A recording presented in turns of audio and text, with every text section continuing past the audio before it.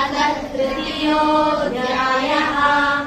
अर्जुन उवाच ध्यायसि चेत् कर्मणस्ते मता बुद्धिर्जनार्दन तत्किं कर्मणि घोरे मां नियोजयसि केशव।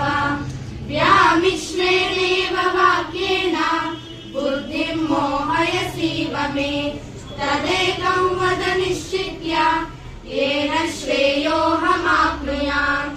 श्रीभगवानुवाच लोकेऽस्मिन् द्विविधा निष्ठा पुरा प्रोक्ता मया नघ।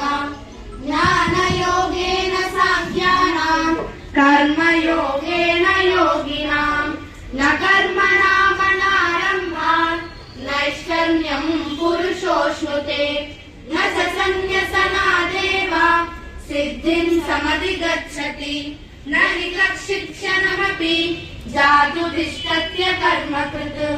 कार्यते ह्यवशः कर्म सर्वः प्रकृतिजैर्गुणैः।